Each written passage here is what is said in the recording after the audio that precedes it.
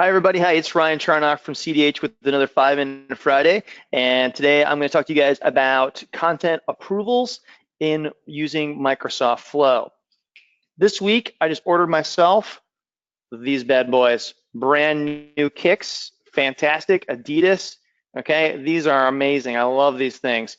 And the reason I love them because my old ones are just shot, but they were perfect and they melded to my foot. So the cool thing is today I'm going to show you something new, Microsoft Flow, but we're doing something, an old method with it. Okay, just like shoes, they always do the same thing. They fit on our feet, but we're going to check out the new one. Okay, so here it is. The scenario, the context we're working with is this guy right here, where we have content approval has been enabled for a library. This feature's been around since, as far as I can remember, which we SharePoint 2003. Okay, and so the way it works is every time you make an edit to a document, so here's another little edit.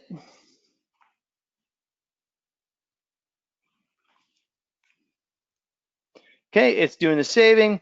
I go back, it's got version control turned on. You can see I'm at 3.2. Okay, and so this is the content approval. And content approval basically means that, hey, all these draft iterations, 3.2 and 3.1, are hidden. With somebody with the read-only access, when they open it, they would get the last major version, which is 3.0. Okay, so now in the old school methodology, using SharePoint Designer or Classic Workflow Engine, there's a great workflow that does this. Okay, the user hits publish, it kicks off a workflow, it routes it for approval. But I was curious, like, how do we do this with Flow? Okay, so check this out. So I used an out-of-the-box flow, okay, from a template called Request Manager Approval for Selected Item. Okay, the way it works is when you select the item, a little under the flow menu, it shows up right here, and you can kick off the process. Okay, so I just took the out-of-the-box one, and I'll run it here for you. Say, please review this document. I know it's misspelled, but that's okay, just for demo purposes, and it's going to kick off the process. Okay, so if I look here under my approvals, I've routed it to me as the manager. An approval shows up. It also shows up in my email. So either from my email, I can approve it right here, but I can also do it from the Flow app itself. Both do fine. So I'll do approve here. I get a chance to give it a comment. Looks great. Nice job. Hit confirm, and off it goes. Okay, so now this is what Flow does. Okay, it's doing that process. But the problem I had is that when I ran it, notice it says pending and 3.2. Okay, and the problem I had is when I looked at the flow, it ran, but it ran with an error. It ran with a failed. I was like, why is this not working? Okay, and so I began to investigate it. I looked at the failed here, and you can see what I added into this is I added a set content approval so that when someone gets it started, it automatically goes to pending. That's great. And then here's the approval. If it's yes, then set the content approval to approved. It's pretty straightforward type of logic. Okay, if they say yes, hey, change this value to yes. Okay, but what I found is this guy right here. The error was in the body. It says message, the E tag, incident request ID message, the E tag for this item does not match the other thing. I'm like, what the heck is this E tag? So I go back and I look at the actual, I'm going to open up the editing screen for the flow. And if I look at set content approval status, you say, well, get some pretty classic flow stuff here. You get a chance to choose, okay, what site is it for? What library? This is the document it's on, and then what's the value? And here's the comment. And then, oh, look, here is an E tag. I'm like, I have no idea what this is. But this one is for setting it to pending. And after this is the approval, this is the condition. If it's in the yes block, means it's approved. Okay, this is where we got the error where the E tag was empty. I'm like, well, what is this E tag? And right here it really doesn't tell me much. So I did a little research, and what I found out is that we have, this is for the selected item. We get item gets all of its property, all its metadata, but what we need in here is we need an action called get file metadata. Now, get file properties is not the same as get file metadata, okay? When you do get file metadata,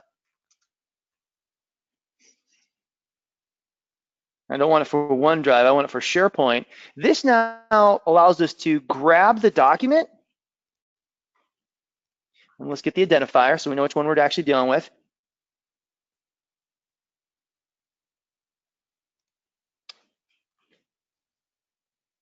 Identifier, there it is, okay? But when we get the metadata, what it does is it gets the, what I call the file system information about it. Its file name, file path, its current version number, file size, that stuff. It doesn't include any of the metadata properties. So that's a big deal. And so the cool thing is once you do the get file metadata, if I go down to the condition again,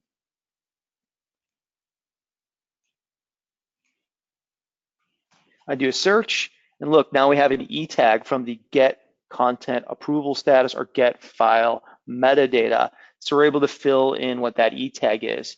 So what we're going to look at at the end here, really the E tag is a GUID, and then it has the version number that we're actually dealing with, of the ID of the item we're really referring to. So that way it knows what version ID to actually iterate up. So I found this to be really not very intuitive, okay? For something that's really simple, like just content approval, I found that with Flow, this was not so simple. This took me a little more digging and a little more time and researching than I really wanted it to. So let's do a final review. Let's see if we can get this guy to run. Just refresh the page, nice and clean. CNOS is still at 3.2. So I'll just see if we can run it from here. Flow, request manager approval for selected item.